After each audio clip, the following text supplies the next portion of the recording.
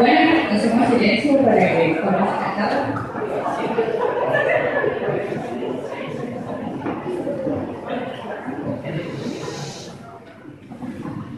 Bueno, el padre Ramiro José Sáenz nació en Mendoza el 6 de septiembre de 1949. Cursó estudios primarios y secundarios en el Colegio San Luis Gonzaga de los Padres de la Compañía de Jesús.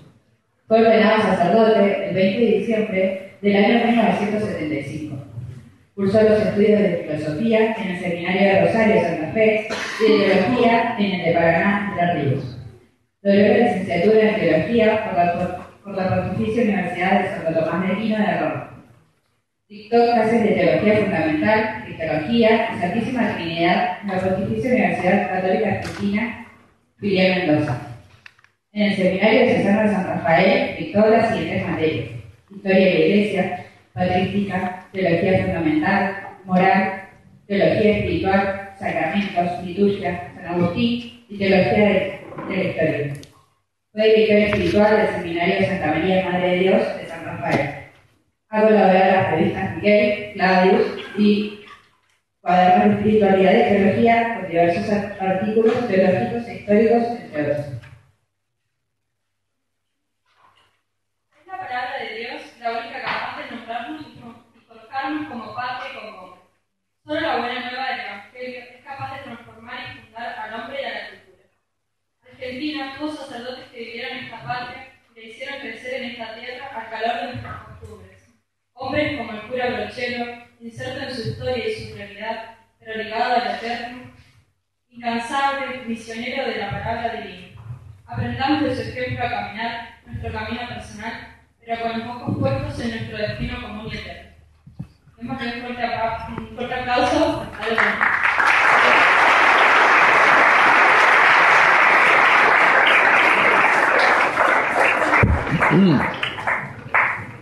Hacemos una oración. Padre, del Hijo y del Espíritu.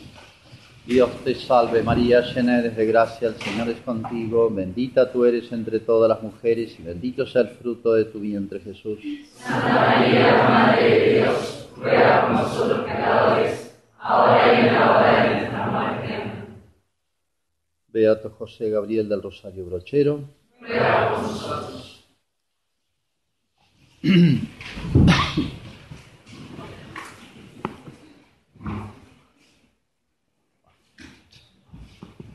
Hola, ¿se escucha?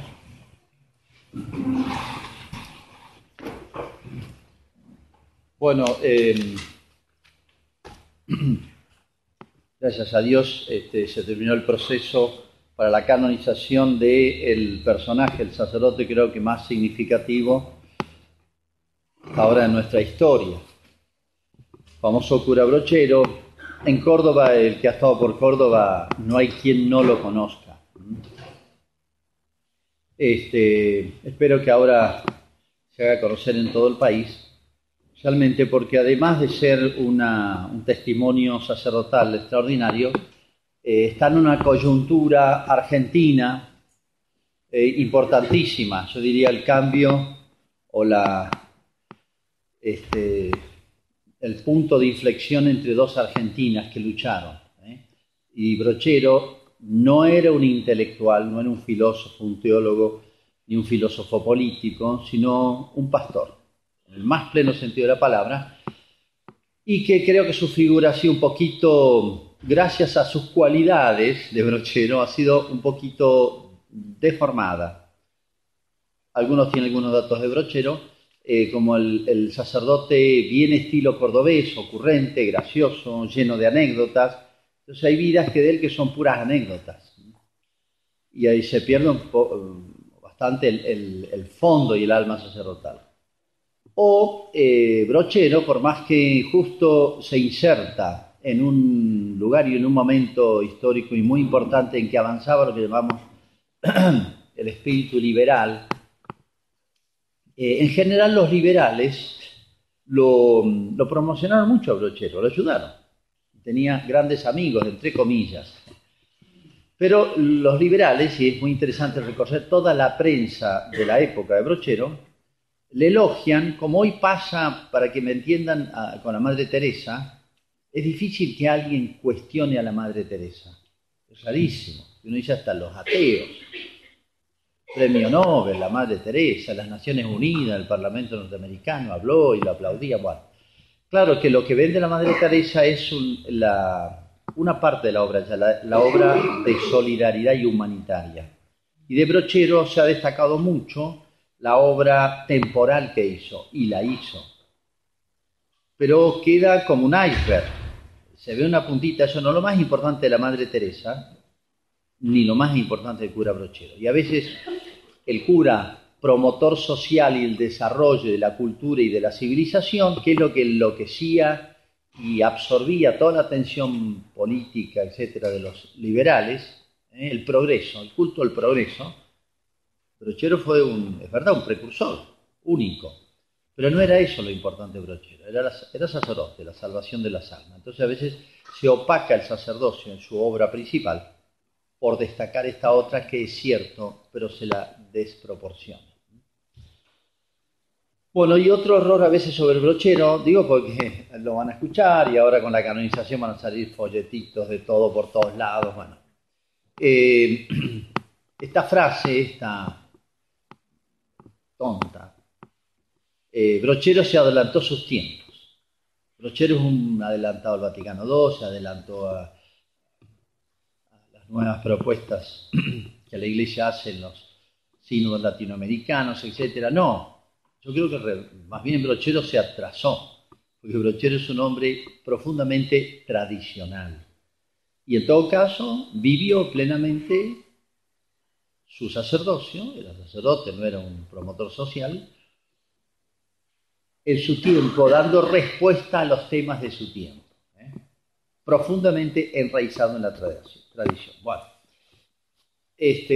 yo obviamente no me dan una vida completa de Brochero II, sino al menos que tengan una impresión general, una semblanza general en el espacio y en el tiempo. Y bueno, después leerán sobre él más. Bueno, para entender todo esto hay que remontarse un poquito ciertas raíces, algunos temas. Primero, Córdoba. No estamos acostumbrados los argentinos a ver nuestra historia y ver cómo fueron los primeros tiempos, no de la Argentina, sino de toda América del Sur. Acá a la Argentina llegaron 3 corrientes colonizadoras. Una, la del Alto Perú. De Perú vino, todas las ciudades norte argentinas hasta Córdoba se fundan desde Perú. Y Perú tenía un nivel cultural y espiritual extraordinario, el lugar cultural de América del Sur más importante. La segunda corriente colonizadora venía de la zona del Río de la Plata. Es más tardía, se acuerdan, por Asunción, las fundaciones, etc. Y la tercera, más débil, venía por Cuyo desde Chile. Córdoba se funda desde el Alto Perú. Recuerden que ya esa zona 1573 se funda Córdoba y hacía rato ya que estaba el Alto Perú. Acuérdense Santa Rosa de Lima, por ejemplo, patrona de América, ya había dado frutos maduros. Perú, Lima. Bueno, segundo tema que hay que tener en cuenta, y fíjense esto que digo, no es poca cosa. Hasta casi 1810 Córdoba era más importante que Buenos Aires, más importante en población que Buenos Aires. Se equiparaba, el total de Buenos Aires a Córdoba se equiparaba, con una diferencia. Córdoba desarrolla mucho la población campesina. El 80% era población campesina.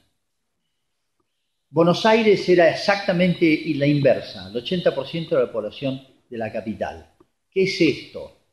No es un dato cuantitativo nomás. El puerto. Buenos Aires crece con el puerto y la aduana. Eran dos y Córdoba tenía la universidad. Entonces son dos mentalidades. Cuando se entable lucha unitarios y federales, etc., bueno, uno de los grandes temas es el económico, que fastidiaba todo el interior.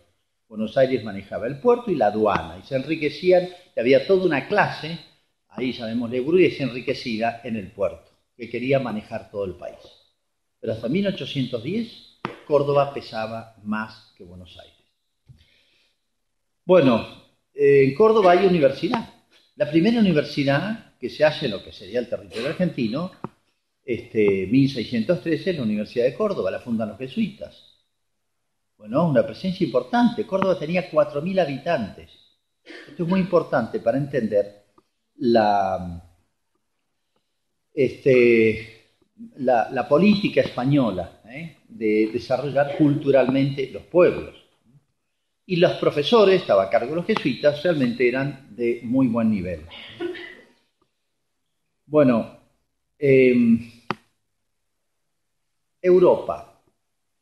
Estoy dando algunos pantallazos para entenderla. Europa. Bueno, Europa viene a América, gracias a Dios, la mejor Europa, es la Europa de los Reyes Católicos. Isabel la Católica, antes de morir, deja las líneas para lo que debe ser el trato de América, no solamente en el testamento, sino en ordenanzas, etc. Vivió poquito tiempo, pero dejó una línea, marcó una línea que después la continuaron sus descendientes, sobre todo Carlos V, Felipe II, etc. De manera que hay una América iluminada un poquito por los Reyes Católicos, la Casa de Austria que viene después, y se queda plasmado en las leyes de Indias. Es un conjunto legal no hecho en un escritorio ni traído de otro país. Las leyes de Indias nacen de aplicar el sentido común, el sentido evangelizador de América, y muy realista, iban creando legislación a medida que veían lo que era posible en las costumbres de América. Ese es un criterio de legislar y de gobernar, que es lo más sensato que puede haber. Después ya se traen modelos, es otra manera de gobernar, se trae modelos, el modelo americano, el modelo francés, son todas cosas artificiales. Bueno, hay una América que es, llamémosle, de los Reyes Católicos y de los Austrias. Es muy importante esto porque toda la leyenda negra y cuando nos atacan la obra de España hay que hacer distinciones, que no la hacen. Pero irrumpe en Europa cambia, y lo que cambia en Europa pues viene acá. Grandes temas que conmocionaron a Europa. El primero fue toda la cuestión protestante. La revuelta de Lutero fue religioso, política. Vienen las guerras de religión y está bien, queda más o menos, no digo vencido el protestantismo, que se hizo político, las guerras de religión tuvieron un fondo, fueron guerras mundiales. Bueno, terminaron un poquito empatadas, consolidadas, cada zonas protestantes y zonas católicas, pero cambió la cultura europea, el concepto protestante. Y uno de ellos es el absolutismo monárquico.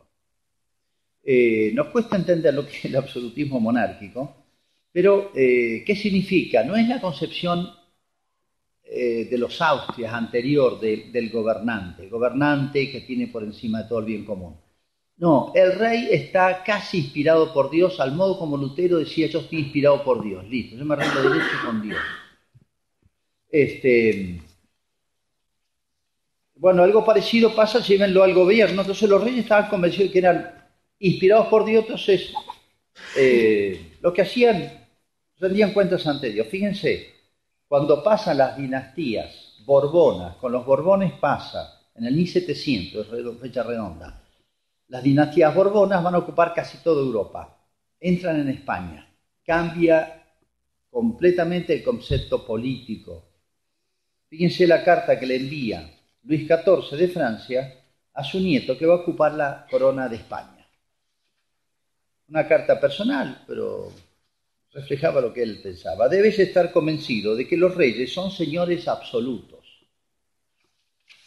y que naturalmente tienen la completa disposición de todos los bienes, lo mismo los que poseen las gentes que pertenezcan a la iglesia que los que poseen los seglares. El rey, inspirado por Dios, es dueño de todo. O sea, sus disposiciones no se discuten, están inspiradas por Dios. Eso no es un concepto católico de la monarquía, y estamos en el año 1700. Eso no es un concepto protestante, bueno, y que va a hacer mucho daño en América. Vamos a ver una conclusión terrible, no sé si tiene que ver con Brochero, sí, tiene que ver una consecuencia terrible que tiene en América. Bueno, absolutismo monárquico, o sea, cambia ya y cambia el gobierno de las Indias, el estilo de gobierno. Poquito después viene lo que se llama un cambio de consideración que es de origen inglés, del pragmatismo inglés. Y es América es una especie de lugar de producción de materias primas. Son colonias, no son provincias de ultramar. Lean toda la documentación anterior a 1700 y provincias de ultramar. Tenían el mismo trato y a veces mejor que España, las provincias de ultramar. Cuando llegaron los Borbones y la introducción de este concepto que es de origen inglés, colonias, eso lo usaban los ingleses, que vienen de a poquito metiéndose en América, ellos tienen conceptos de colonia de abastecimiento, de materias primas. Es otra noción totalmente distinta. Bueno, nace vinculado a esto, lo llama el regalismo, absolutismo monárquico, regalismo. ¿Qué significa el regalismo? El rey se sentía que la cuestión religiosa, o sea, el manejo de órdenes religiosas, obispos, etcétera, lo manejaba el rey. Era casi, yo diría, un ministerio de asuntos religiosos. Pero el rey tenía autoridad. Es verdad que los papas habían concedido a los reyes de España, que eran confiables, lo que se llama el patronato, o sea, el derecho a presentar obispos y otras concesiones, pero una concesión que se la podían retirar era propia de la Santa Sede, del Papa. Pero ¿qué pasa ahora con esta nueva concepción? No, es un derecho propio. Bueno, pero viene algo peor todavía, que nos va a hacer mucho daño a nosotros, lo llama la Ilustración. La Ilustración es un amplísimo fenómeno polifacético que nace, es difícil poner fechas. Hay un autor que se llama Paul Azard, muy importante, que dice esto: en 1680 para redondear alguna fecha, se pierde la conciencia europea de ser un continente unido por la fe y cristiano. Hay una crisis de la conciencia europea que llama. 1680, allá está muy lejos el tema. Bueno, y comienza este fenómeno muy importante, se llama la Ilustración. ¿Qué es la Ilustración? Es un vasto fenómeno que tiene muchas facetas: política, filosófica, orden educativo, legal, etc. Bueno, pero en general es lo racional, lo que es capaz de conseguir la razón, es más importante que lo que viene por la fe. Más bien la fe es ignorancia y fanatismo. Se llama en ese sentido racionalismo. Natural, sobrenatural, otro conflicto. Lo sobrenatural es propio del ámbito del cristianismo, de Cristo, del ámbito de la gracia, etcétera, de esa nueva vida que trae Cristo. Bueno, ellos oponen lo sobrenatural, en realidad no existe para ellos, es todo ignorancia y fanatismo. Esas palabras van a aparecer constantemente. Bueno, lo que interesa es lo natural, el naturalismo. La preponderancia o la iglesia regida por el sacerdocio, porque es la estructura de Cristo, ¿no? Bueno, ahí viene el laicismo, lo que interesa es lo que hacen los laicos. Y sobre todo un nuevo concepto de libertad, por eso se llama también liberalismo. La libertad es un absoluto, ya no es la fórmula de Cristo: conoceréis la verdad natural y sobrenatural, y la verdad os hará libre, sino que la libertad es un absoluto, tiene un valor en sí misma, no interesa para qué. Entonces, todo esto va a cambiar totalmente el concepto, la cultura europea. Pero hay un fenómeno que es muy importante destacar para entender la Argentina. Y es que América fue medio tierra virgen, pues estos conflictos, la Ilustración, como ustedes saben, hizo su explosión política en la Revolución Francesa. Pero cuando llega la Revolución Francesa, 1789, hacía 100 años que estaba la cultura ilustrada. Esa palabra aparece mucho, es un ilustrado.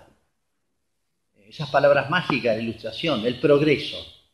Hasta no hace mucho, todos los clubes que habían en los pueblos de la Argentina se llamaban el progreso. diarios, clubes, asociaciones, el progreso. Era el mito, el progreso. Era el sustituto de la esperanza cristiana. Ya no hay otra vida que me interese. Lo sobrenatural desaparece. Entonces lo que me interesa es mejorar esta tierra. Una persona vale tanto cuanto es capaz de hacer crecer la cultura, la civilización, otra palabra mágica, o sea, mejorar la calidad de vida, digámoslo en términos. Bueno, el hombre antiguo, o siglos anteriores, equilibraba mejor lo natural y lo sobrenatural, como vamos a ver. Bueno, viene el despotismo ilustrado junto a la ilustración. O sea que los reyes absolutistas tenían poder absoluto, se creían inspirados por Dios, además ilustrados, o sea, con esta nueva concepción. Entonces imagínense lo terrible que fue esto, como ellos eran los que iban a purificar la iglesia. Ellos eran los que iban a determinar qué cura es bueno y qué cura es malo, qué obispo es el obispo ideal y cuál no. Pero el Estado, el rey, se consideraba autorizado a controlar, regir, depurar la iglesia. Estaban convencidos de eso. Vamos a ver un fenómeno después muy impactante en América Latina al respecto. Bueno,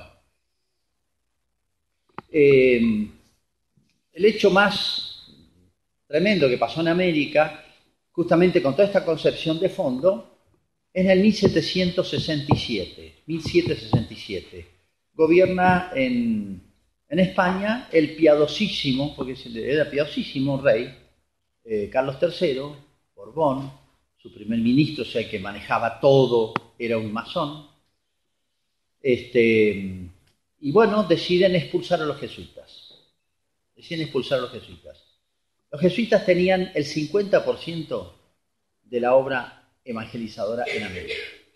Solamente en la Universidad de Córdoba. Tenían colegios, tenían los famosos pueblos de indios.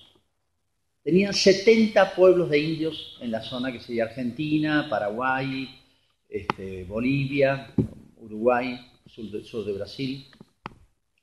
Bueno, la medida fue genialmente pensada y ejecutada. Fue rapidísimo todo, llegaron comunicaciones secretas, durísima porque cualquiera que con obras o con palabras rechazara la expulsión de la Compañía de Jesús podía sufrir hasta pena de muerte. Por eso uno dice, ¿por qué nadie se quejó acá? No, vieron quejas. Pero había pena de muerte. Bueno, este es el nuevo estilo de gobernar. Jamás Isabel, Fernando, Felipe II o Carlos V hubieran hecho una cosa así. Pero él se guardó, el piadosísimo rey Carlos III, se guardó en su real pecho las razones.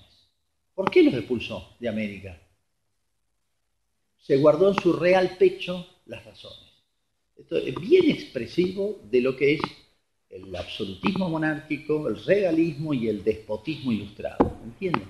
Y detrás de eso, la masonería, sin la cual no se explica lo que va a pasar de aquí en adelante en América, en toda América y en Europa. Bueno, la expulsión de la Compañía de Jesús fue traumático para América. No solamente toda la obra de evangelización de los indígenas, que había sido dicho por autores protestantes, la obra más grande que en la historia ha hecho la Iglesia Apostólica. Cuando ustedes conocen el tema de los pueblos de indios, hacerlos pasar del Paleolítico a darles cultura. Es muy importante la obra de los jesuitas. En este sentido, no solamente daban el catecismo. Si ustedes ven la obra en los guaraníes, que los 30 pueblos famosos tenían más nivel cultural que Buenos Aires. Iban los coros de indios a cantar en las fiestas a Buenos Aires. 30 pueblos que funcionaban coordinados. La primera imprenta que hubo en la Argentina fue Córdoba. Y la otra fue en los pueblos de guaraníes. Fabricaban instrumentos musicales. Algunos indios eran trilingües. Bueno, es una obra olvidada en la historia argentina y es la obra más grande que hay. Pero no solamente pueblos de allá.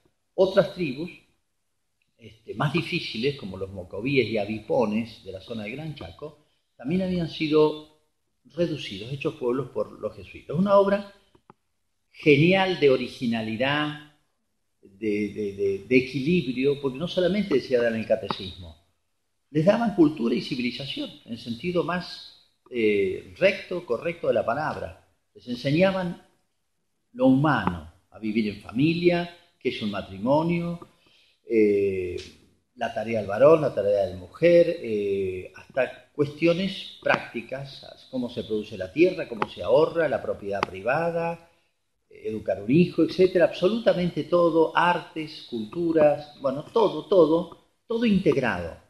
Es un concepto esto, de los jesuitas, llamémosle muy medieval, en el sentido de que no hay que oponer lo espiritual a lo material, ni lo individual a lo social, sino que todo se armoniza. Si una cosa hizo la revelación cristiana o el evangelio, es ubicar el valor de las cosas.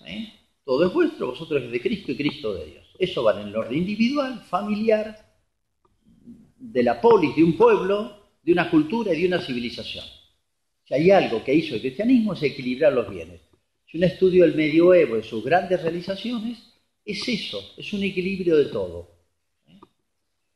Una valoración del trabajo, de la guerra, de la justicia en la guerra, de la cultura. El medioevo creó las universidades, etc. Bueno, ese viejo concepto medieval, expresado al modo del siglo XVI español, XVII, etc., es lo que trae América, y muy particularmente los jesuitas lo ejecutan. De manera que la obra de los jesuitas era no solamente pueblos de indios, las misiones, y no solamente eso, sino las universidades. Bueno, todo esto había dado a América, lleguemos a la época de la expulsión, 1767, había dado a América un nivel cultural extraordinario. Córdoba en el 1630 tiene un poeta, Tejada. Catullé dice que es el primer poeta argentino y filósofo. Manejaba 5 lenguas, escribía poesías en latín. Había estudiado, nació acá en Córdoba, cuando Córdoba tenía 4.000 habitantes. Ensayos filosóficos, etc. Bueno, entonces uno a veces ha perdido, porque hay como una especie de capa intermedia que nos aisló de una verdadera historia que se estaba gestando en América. Bueno, fue terrible la expulsión de los jesuitas. Llegan a las 2 de la mañana, cercan todos los lugares donde estaban los jesuitas, las casas de residencia, los pueblos, etc. Y presos, los suben en carretas, los mandan al puerto y los llevan a los estados pontificios. Bueno, y después los expulsan de Portugal, los expulsan a Francia, y después se suprime la Compañía de Jesús. Fue una cosa terrible para América y el mundo. Esto es todo un proyecto, porque claro, la masonería quería liquidar la iglesia. No podía de golpe, demasiada presencia tenía en el mundo. Entonces, bueno, el golpe más grande lo dio al brazo más fuerte que tenía la iglesia, que era la Compañía de Jesús. Bien.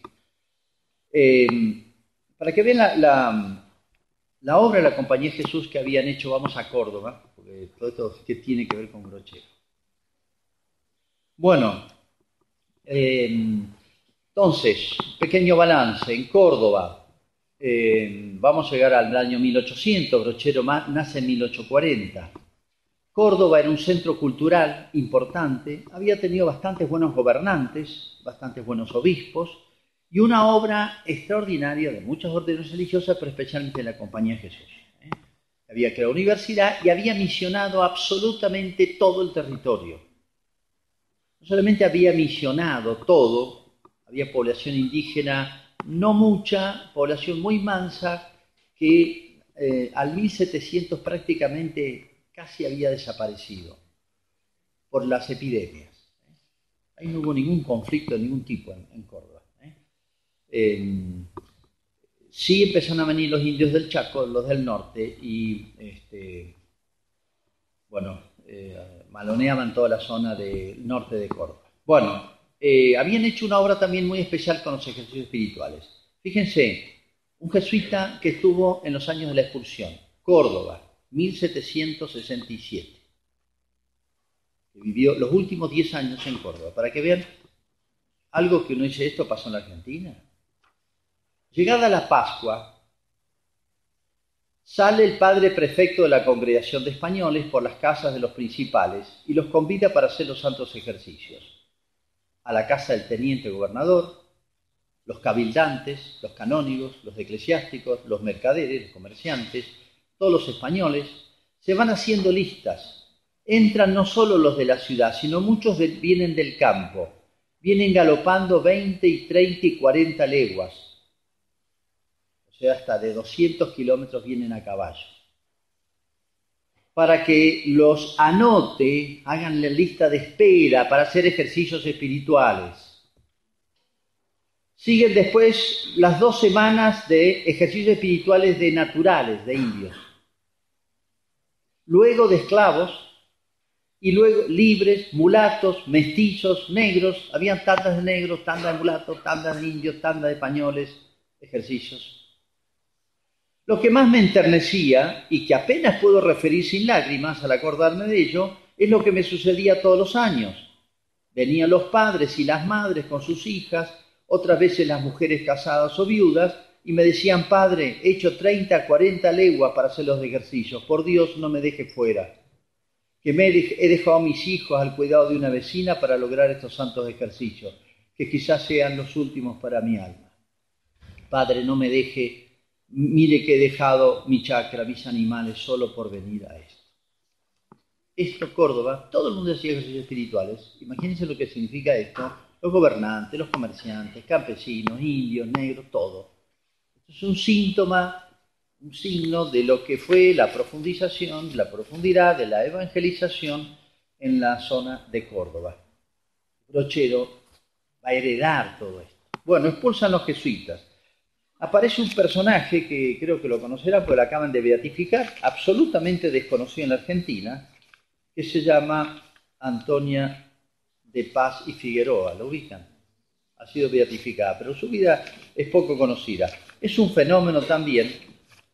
Es un fenómeno argentino. Para mí es lejos la santa más grande de la historia argentina, pero lejos.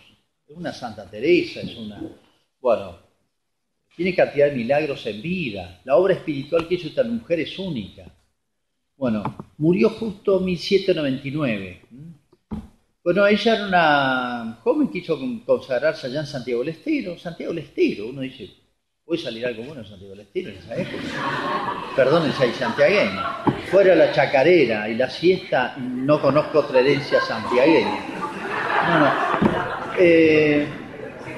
Esta mujer, no dormiría la siesta, pero esta mujer muy cercana a los jesuitas, los ayudaba en las tandas, expulsan a los jesuitas y durante años estaba prohibido ni mencionar. ¿Cómo será que nadie se animaba a celebrar la misa de San Ignacio de Loyola, que estaba canonizado? Ni un obispo. Peor todavía, cuando expulsan a los jesuitas, los 2 obispados, Buenos Aires y Córdoba, los obispos, mandan cartas de felicitación al conde de Aranda, masón, primer ministro de Carlos III, felicitándolo por la obra que han hecho. Los 2 obispos, como me escucharon, hay que leer las cartas diciendo: ha hecho una obra extraordinaria, los jesuitas no nos hacían falta, van a librar el mundo de la ignorancia, del fanatismo. O sea, los 2 obispos, puestos por los reyes, de sedes importantísimas, tenían toda esta cultura, esta mentalidad ilustrada. Entonces, fíjense, bueno, lo grande y lo miserable que se estaba metiendo en América. Bueno, ¿qué hace esta mujer? Empieza a recorrer haciendo misiones, pero dice: no, yo voy a reorganizar las tandas de ejercicio. Empieza a organizarlas en Santiago del Estero, Tucumán, Salta. Pero claro, viene a Córdoba, es el centro más importante. En esta ciudad, bueno, viene a Córdoba, está 2 años en Córdoba, 1778. En esta ciudad de Córdoba se han dado los ejercicios durante 14 semanas. Y en cada semana ha habido más de 200 personas. En esta época Córdoba tendría 20.000 habitantes a lo sumo. Cifras, fíjense. 14 semanas, y en cada semana ha habido más de 200 personas, y alguna vez 300, sin que, gracias a Dios, haya habido jamás confusión y se haya sufrido molestias por las habitaciones o víveres, a pesar de que todos los gastos se hayan cubierto con limosnas. La providencia nos ha provisto de tal suerte que al mismo tiempo se ha podido ayudar a los pobres y a los presos. Bueno, Córdoba tenía entonces, ciudad y campaña, unos 30.000 habitantes, pero saquen las cifras. Casi todo Córdoba hizo los ejercicios espirituales. Esta mujer era un fenómeno. Andaba a pie con un carrito, era una familia fundadora de Santa Fe, de las primeras generaciones que fueron las más sanas, pidiendo limosna, una gran cabeza organizadora, y organizaba estas tandas. Hay que organizar esto y darle de comer a 300 personas. Ella dejó, después de 2 años estar en Córdoba, se dio cuenta que Buenos Aires era la que crecía, iba a manejar el país, y se fue a Buenos Aires. Y allá estuve 13 años, hasta que muere. Uruguay también, etc. En Buenos Aires y Uruguay, durante sus 10 o 12 años que estuvo, hicieron 70.000 personas ejercicios. Escuchen bien la cifra, en esa época, 70.000 personas. Buenos Aires, con la campaña, tenía 80.000 habitantes cuando ella muere, más o menos, para que tengan idea. Obvio, estoy hablando de gente que hacía todos los años. Saavedra hizo ejercicios, Belgrano hizo ejercicios con la madre, Rivadavia hizo ejercicios espirituales, Rivadavia, no lo entendió mucho, pero bueno. ¿Qué hubiera sido de la Argentina sin la obra de la madre? En Córdoba dejó organizada una casa y una comisión de ejercicios que siguió siendo, y es donde los conoció el cura Brochero. En Buenos Aires fundó un instituto de religiosas que existe todavía, y todavía existe la casa de ejercicios que hizo la beata ahora Madre Antula, Antonia de Paz y Figueroa. Esta mujer es un prototipo, yo diría, de lo que dejó España en América, de esa personalidad, yo diría la nueva nobleza, la nueva hidalguía que logró América débilmente, pero que había dejado España, en lo mejor que dejó España aquí. Es decir, y en esto sigo a Vicente Sierra, gran historiador argentino, dice que en el 1700, cuando España empieza toda esa crisis interna, ya América había adquirido una cierta personalidad, obviamente sin tradición, como tenía Europa, nueva, no era ni España ni era la América indígena, había logrado asimilar lo indígena, incluso lo negro, los mulatos, los mestizos, había hecho de América una personalidad nueva que en el 1700 ya tenía fisonomía propia. Y había nacido en América una nueva nobleza, una nueva hidalguía, como surgió en Europa con el feudalismo, etc. Aquellos que destacaron por ser mejores y que habían equilibrado y asimilado muy bien los principios de la mejor España. Gracias a Dios aquí no tuvimos, o vino muy tarde y artificialmente y en una élite, muy pocos, todos los principios de la Ilustración. Llegó tarde, pero después nos hizo estragos. Bueno, estoy teniendo demasiado, estos son los preámbulos. Bueno, vamos a dar un salto. La familia de Brochero, ¿por qué todos estos preámbulos? Porque la familia de Brochero viene a Córdoba, como en esa época, todas las generaciones nacían, crecían y morían en el mismo lugar. En el 1640 ya está la familia de Brochero en Córdoba, 1640. Acaba de nacer Córdoba. Aparecen los cabildos abiertos, los antepasados de Brochero. Bueno, desde allí viene, o sea, no, nada de eso, el buscador de oro, el español ese que a veces nos pinta, nada, eran campesinos. ¿Saben lo que era trabajar la tierra en esa época? El riesgo, las sequías. Después empezaron a venir cuando el indio aprendió a manejar el caballo, por el 1680, 650, 1700 ya se desplazaron de otra manera y se dedicaron al malón, la industria nacional indígena, sea la que nos mandaban los hermanos chilenos. Acá hay un chileno de los araucanos, que pasaron por toda la zona de Neuquén y asolaron todo el sur, Buenos Aires, Córdoba, Santa Fe. Y del norte, los mocovíes, avipones del Gran Chaco, asolaron toda esa zona. Bueno, no me acuerdo por qué decía esto. Bueno, vivir en el campo no era hacerse la América, eso vino mucho después. Era luchar y crecer contra las las inclemencias del tiempo, lo duro del trabajo, el aislamiento, ya no quiero vivir ahí, y el riesgo de que, cuenta Brochero, el papá una vez para defender la producción del año tuvo que pelearse con 44 gauchos alzados, bueno, un personaje que va a aparecer después. O sea, y un campo que tenía el papá no lo pudo vender al precio que correspondía después que murió, porque era la zona que todos los años los indios 2 veces pasaban y se llevaban todo. En síntesis, los antepasados de Brochero eran campesinos y militares, porque no habían milicias organizadas, ni policía ni ejército. La gente que trabajaba el campo, los más destacados, por su naturaleza que se destacaban, bueno, asumían roles militares. Y cuando había peligro, tenían que convocarse y salir a pelear. Bueno, Brochero tiene, sobre todo el bisabuelo de él, fue comandante de fronteras. Que era un tipo que tendría que dejarle el trabajo de campo y tomar las armas. En síntesis, las dos tareas, el ser campesino, trabajar la tierra, y la milicia, las dos cosas que en la tradición greco-romana, hispánica, más ennoblecen al hombre, que es el trabajo del campo y la milicia. Bueno, toda la familia Brochero era campesina y militar a ese estilo. Después van a ser muchos sacerdotes y religiosas, es como el sustituto del militar en cierto sentido.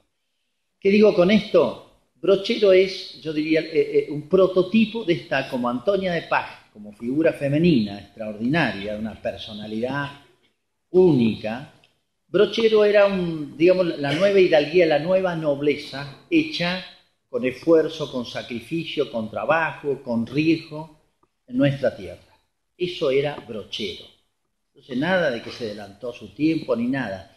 Bueno, él de joven, los jesuitas los expulsan, los jesuitas retornan, los trae Rosas. Bueno, él conoce a los jesuitas y queda fascinado con los ejercicios ignacianos.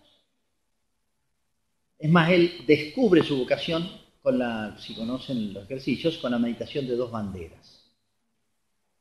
Es muy importante esto, porque denota un poquito la personalidad de él. Saben lo que es la meditación de 2 banderas, el contenido, etc. Bueno, entonces fíjense, los antepasados de Brochero, lo que significaba Córdoba en el sentido cultural y espiritual. Córdoba había tenido desde el 1620 2 fundaciones de congregaciones religiosas. Recién nacido, Córdoba, las famosas Catalinas y Teresa, que todavía están en el centro de Córdoba, con cantidad de vocaciones, es un signo no solamente de la vitalidad cultural por su universidad, que dio grandes hombres, sino además por su vitalidad religiosa en sus primeros.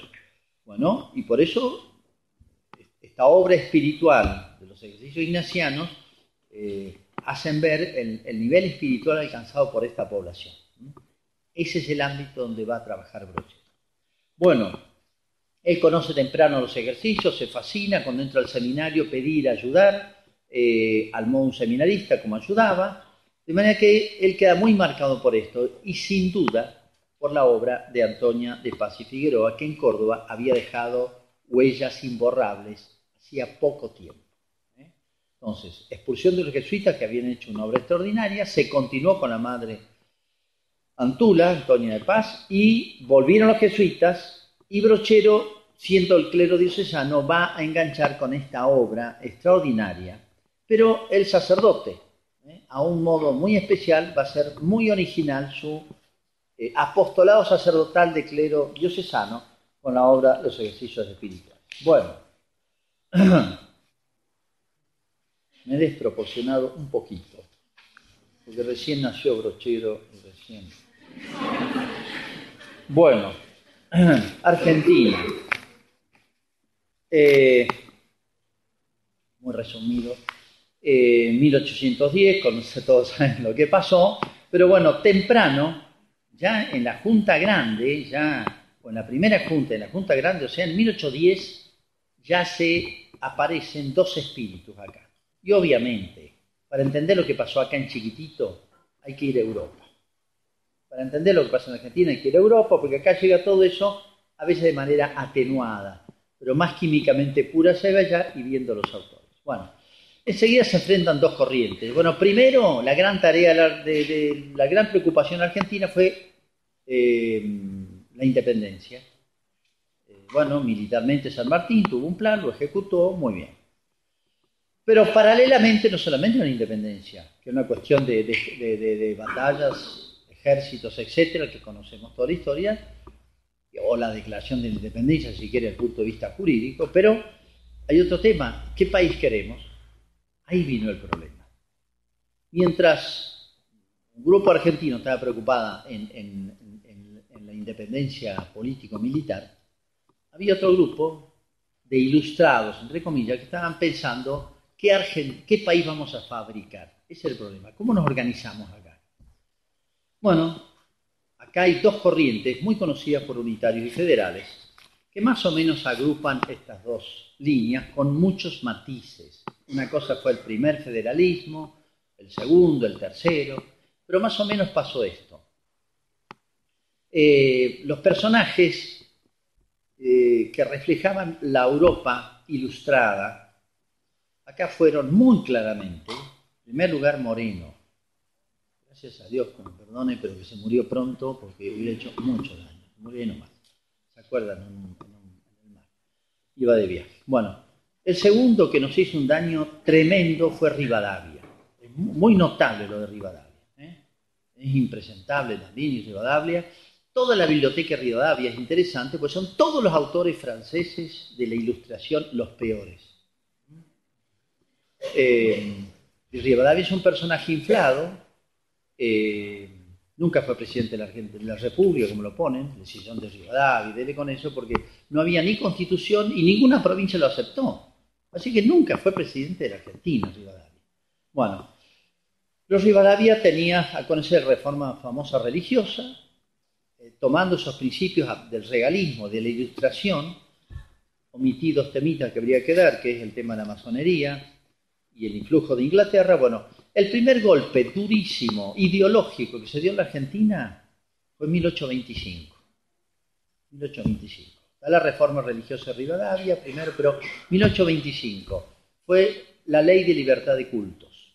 Se quebraba el principio de la religión católica como inseparable del ser nacional. Presionado por Inglaterra para hacer tratados comerciales, sacaron esa ley. ¿Cómo será el fuerte? Todas las provincias respondieron indignadas. Y ahí nace el famoso Facundo Quiroga con Religión o Muerte. ¿De dónde viene esto? Fue por la ley 1825, marcó un hito. 1825. O sea, era una lucha que en el fondo era ideológica. No era solamente la hegemonía de Buenos Aires contra las provincias, contra el interior, que era un tema económico, político, sino que había otro tema religioso. Bueno, mueren, ya saben que lo asesinan en el 35 a Facundo Quiroga, los federales avanzan, o sea, la corriente federal, tradicional, bueno, los personajes más significativos, saben que fue el primer y segundo gobierno de Rosas. Por el lado unitario, los personajes más importantes van a ser, bueno, ideológicamente Rivadavia, pues después está Lavalle, que lo hace asesinar a Dorrego, que era un gran hombre, el general Paz, que hizo muchísimo daño al país porque era un hombre brillante, militar, etc. Bueno, y Urquiza, que traiciona a Rosas, y traiciona a la Argentina, en realidad. Urquiza, Mitre, Gelioves y Derqui se afilian en una gran tenida a la masonería 1860, todos juntos. Es una obra maestra de la masonería, porque ahí estaban los unitarios y los nuevos federales. Bueno, Urquiza teóricamente federal, era el brazo armado de Rosas. Bueno, pero ¿qué pasa con todo esto? Ya conocen la historia, cuando cae, por esa traición de Urquiza, cae Rosas, va a caer poquito a poco toda la corriente federal, que era más sana y instintivamente, tal vez no tenían grandes pensadores, pero que sostenía un poquito la tradición hispánica, llamémoslo muy así criolla, contra la invasión europea, estas nuevas ideas. Bueno, Urquiza termina, lo traicionan a él después, y lo asesinan. 1870 es asesinado Urquiza, indignados los federales. Bueno, pero ¿qué me interesa acá? Se levantan los caudillos, especialmente el Chacho Peñalosa, y otros caudillos más, como Felipe Varela, López Jordán, etcétera, pero son aniquilados, porque bueno, estos tienen ejércitos, armas, dinero, apoyo francés, apoyo inglés, etcétera, no pueden pelear. ¿Qué tiene que ver con todo esto con Brochero? Bueno, cuando caen todos los caudillos, la población de provincia que casi unánimemente apoyó a estos caudillos, nos interesa en este caso especialmente Facundo Quiroga, en la zona cercana a Córdoba, y el Chacho Peñalosa, de la zona de La Rioja, toda la montonera, entre comillas, o sea, el campesino sano, estilo Brochero, digo así, porque eran así, toda esa población campesina queda, primero, son declarados delincuentes. Son declarados delincuentes. No es simplemente, bueno, libertad de opinión, ustedes opinan que hay que hacer una Argentina, nosotros otra, discutamos. No, son declarados por Mitre, por Consejo de Sarmiento, delincuentes. No tienen derechos, son salvajes, los mismos términos los van a encontrar en toda la prensa. Esa es la zona que le tocó a Brochero evangelizar. Digo, providencial, un hombre de esta estirpe, un hombre de alma noble y forjado, se puede decir, por todo el pensamiento ignaciano, que es lo más hispánico que hay, heredero de toda esa tradición campesina sana. Uno ve el testamento del papá y la mamá de Brocheros, no sabían escribir, porque otro tiene que firmar por ellos. Pero es una joya los testamentos eran profesiones de fe, de sentido de la justicia, de delicadeza, de sentido cristiano, de todo, es una joyita los dos testamentos. Uno ve ahí la herencia hispánica que después perdimos, porque se acabó después esto. Y Brochero es, en el orden sacerdotal, no digo un caudillo tipo Chacho Peñalosa, que es uno de los caudillos más sanos, que también lo asesinan. Cuando Brochero tiene 22 años, él está estudiando en Córdoba y fue un impacto nacional el asesinato vil del famoso Chacho, que era un gran hombre, había sido educado por un tío sacerdote, un hombre culto, religioso, en un sentido de la justicia, bueno, extraordinario, que poco conocido en nuestro pueblo. Bueno, en este contexto nacional, con esta estirpe, con estos problemas, bueno, el unitarismo toma definitivamente el país. Tenemos los gobiernos de Mitre, Sarmiento, Avellaneda, Roca, Juárez-Selman, Roca, etc. Bueno, toda esa seguidilla ya se trata de domesticar a todas las provincias. Paralelamente, bueno, acá vienen las primeras etapas de Brochero. Él, realmente un hombre de temple en todo sentido, es ordenado sacerdote, omito los conflictos que hubo ya religiosos, donde participó Brochero recién ordenado, ¿no? Una ley que quisieron imponer del matrimonio civil, el Brochero recién ordenado, ahí aparece una declaración muy dura contra el gobierno, etc. Bueno, hubo una epidemia muy dura en Córdoba y en los diarios ya aparece cómo se destacó Brochero de una manera heroica, porque murió 10% de la población de cólera en Córdoba. Ahí se ve el templo generoso y de heroico de él, ¿no? Bueno, es designado sacerdote en Tras la Sierra. Ubica en Córdoba, las sierras al oeste de Córdoba, está la ciudad de un lado y del otro lado se llama Tras la Sierra. Y de ahí van las llanuras que van hacia San Juan, La Rioja, norte de San Luis, etc. Toda esa zona eran zona de monte, desiertos entre comillas, muy despoblada, era zona de monte y era donde se habían refugiado eran campesinos que se habían hecho improvisados militares, habían levantado para defender yo diría, una concepción de la vida, que no fueran filósofos ni teólogos, pero tenían instintivamente ese sentido sano, y ahora eran delincuentes. Entonces, los caudillos, los jefes más importantes de ellos, andaban escondidos.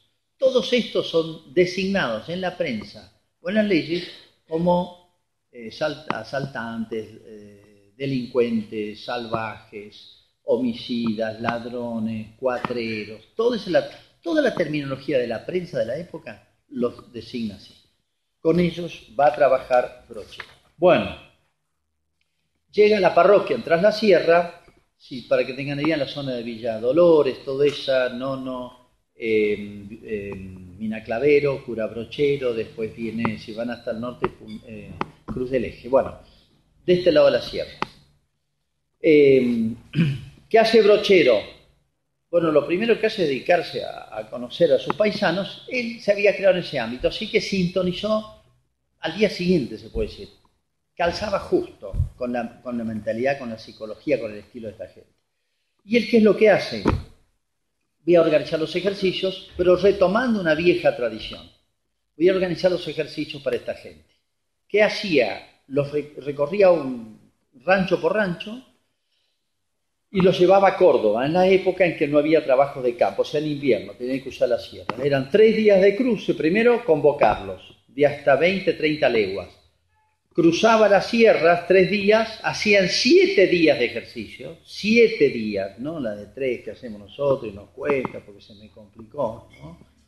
7 días de ejercicios, estrictamente ignacianos, con disciplinas, como las monjitas de ahora de Nogoyá, se disciplinaban, usaban cilicios, y volvían 3 días más y tenían que volver a la casa. Bueno, llevaba tandas.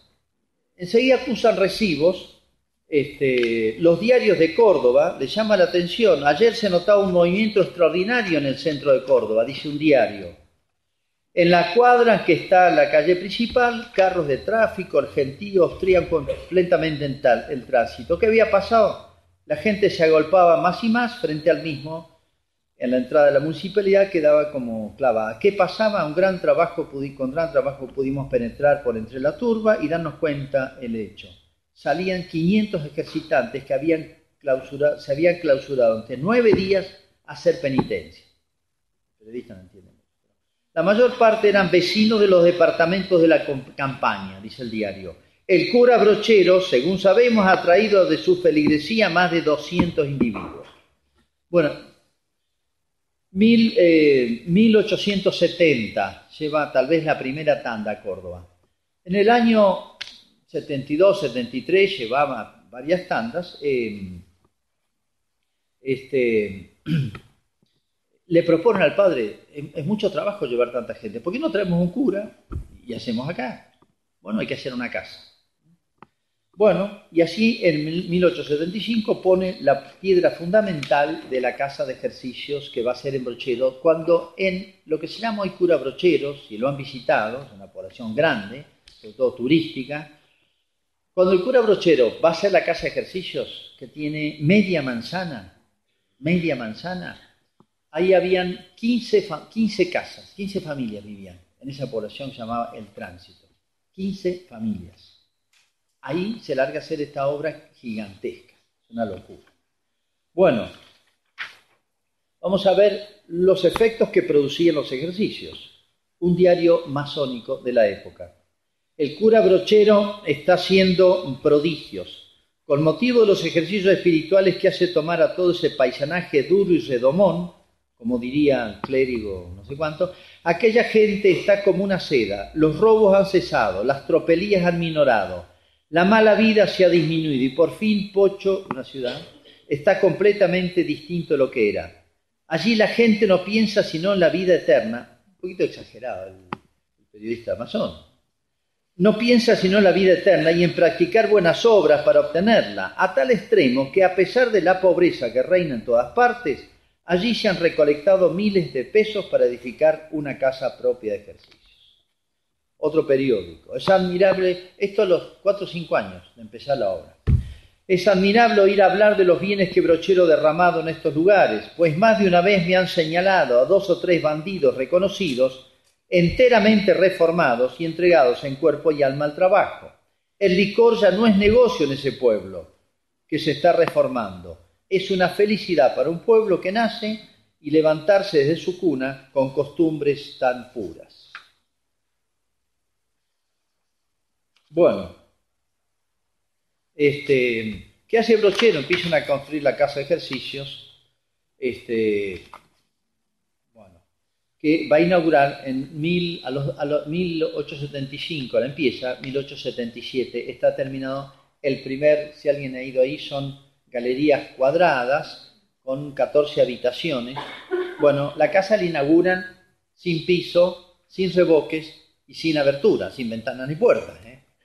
La gente iba, los varones ponían el apero en el suelo y para las mujeres ponían unos colchoncitos de chala. Eso era, así inauguraron la casa de ejercicios. Bueno, van a inaugurar la casa. Engancho ahora con lo que decía del Chacho y todo. Hay un famoso Santos Guayama en la zona, han oído hablar de él.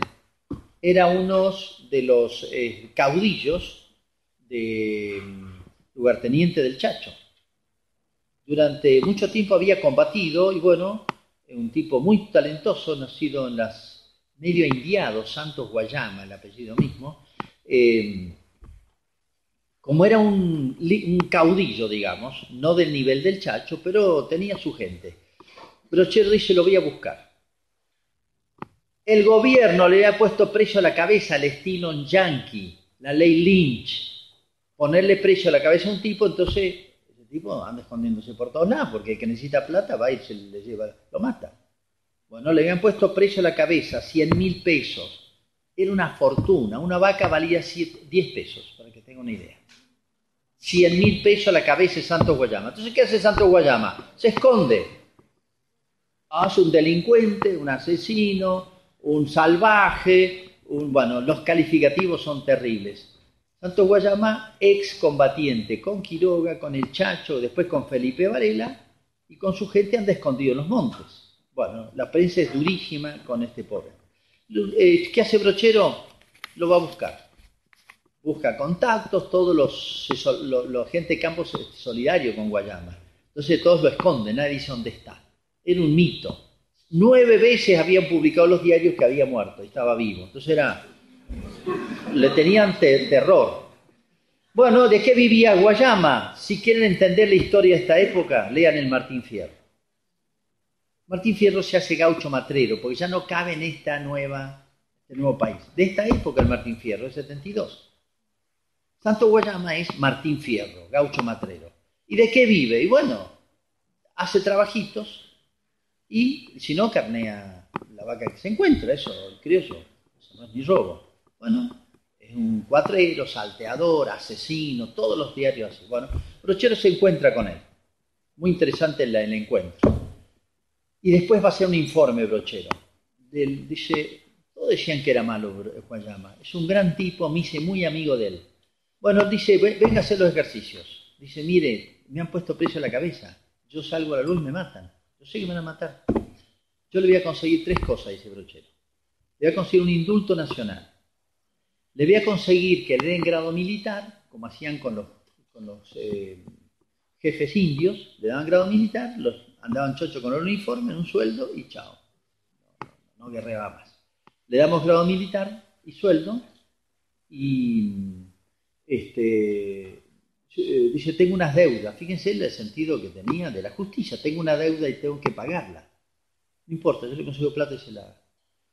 Dice Guayama, mire, el indulto no se lo van a dar, me quieren matar. Ya lo intenté por un amigo que es diputado nacional y no me lo conseguí. Yo le voy a conseguir, le dice Brochero. Él era amigo, compañero de estudios de la Universidad de Córdoba, de personajes importantes como Juárez Selman, Roca, etc. La mujer de Roca era cordobesa.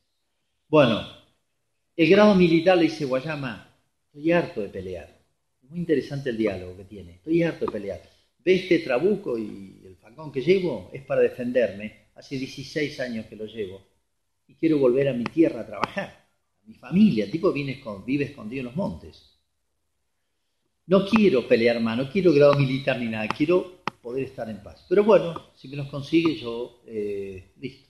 Es más, ¿puedo ir con mi gente? Sí. Bueno, voy con 300. 300 tipos. Iba a caer a inaugurar la casa de ejercicios. ¿Qué pasó?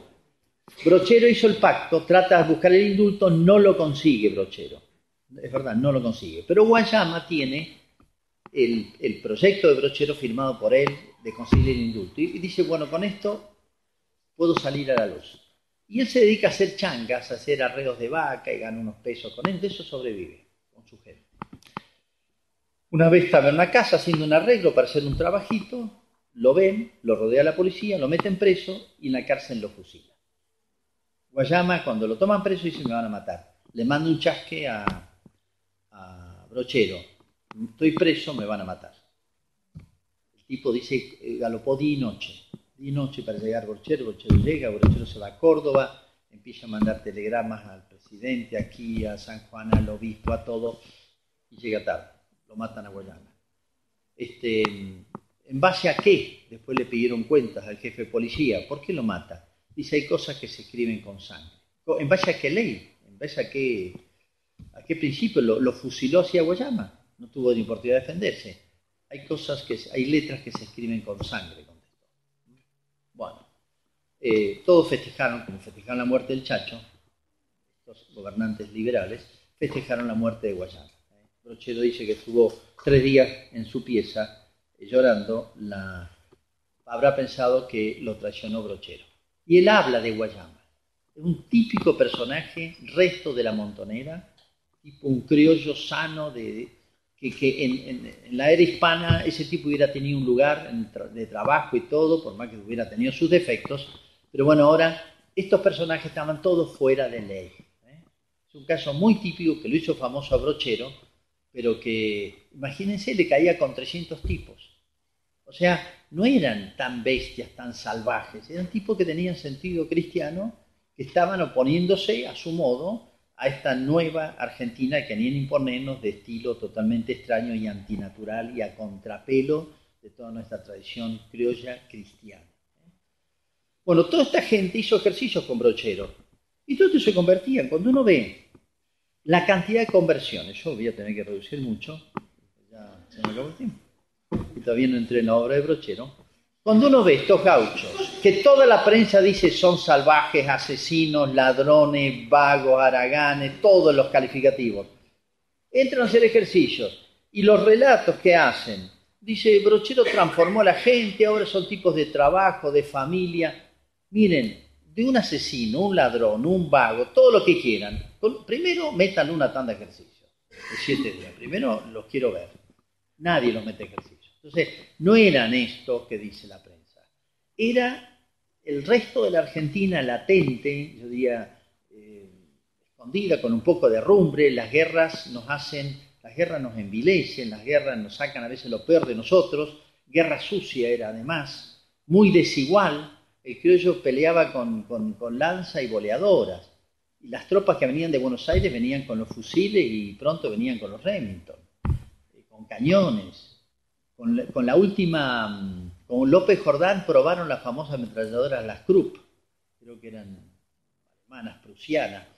Si han visto la película El último samurái, es la misma historia. Esa ametralladora, los tipos hacen la carga, los samuráis con la espada y con no sé qué, y esto con una ametralladora barren todo. Bueno, eso fue la última batalla de la época de Sarmiento contra López Jordán. Los tipos peleaban con la lanza y con el cuchillo atado a la punta de la lanza y con las boleadoras. Entonces, era una batalla absolutamente desigual. Bueno, estos eran los restos, esta es la población que evangelizó Brochero, y yo diría de dónde procedía Brochero. Por eso los frutos admirables. Primero, un tipo que tan salvaje no lo pueden meter en ejercicio. Y segundo, el tipo entre ejercicios, ¿cómo hace para transformar una vida, una persona, en tan poquito tiempo, en 7 días? Bueno, eso no se explica si no es porque ya había en toda esta zona de Córdoba, La Rioja, etcétera, una evangelización, una historia, una tradición, una cultura latente que era la riqueza argentina, que era la herencia de España y que estaba, y que se echó a perder, por así decirlo, ¿no? Lean el Martín Fierro y van a entender. Martín Fierro no tuvo un cura Brochero, pobre, se las arregló solo. Tuvo que reinsertarse solo, a su modo, cuando vuelve, ¿se acuerdan? Bueno, Santos Guayama tuvo un brochero, pero se frustró a mitad de camino. Pero la gente de Guayama, no de Guayama, del Chacho, de Quiroga, etcétera, tuvo quien la rescatara, que fue Brochero. Entonces, Brochero, digo, es el que rescata con la mejor herencia hispánica de su tradición familiar y ese instrumento extraordinario espiritual, esa expresión extraordinaria cristiana que es la espiritualidad ignaciana en los ejercicios, que rescata el país. Visto en proyección, eso es Brochero. Bueno, hace su casa de ejercicios. Por ahí tengo las cifras y doy un salto y cuento 2 o 3 anécdotas y bueno. Las cifras de los ejercicios.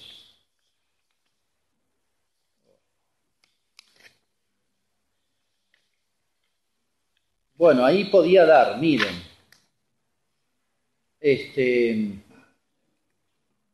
años 77 al 88 se dieron 64 tandas de ejercicio de 7 días, 22.650 ejercitantes.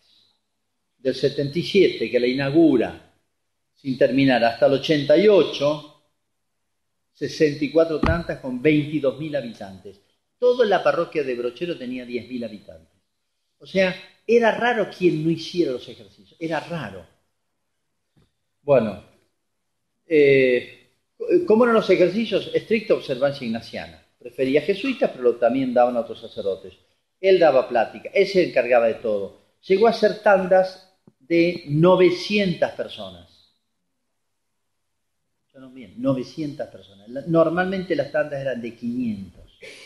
Hoy, en Mendoza, en San Rafael, en San Luis, si metemos 15, 20, es un éxito. Entonces, fíjense cómo han cambiado los tiempos, el ambiente, es difícil ubicarse en lo que significó la obra misionera de Brochero. Bueno,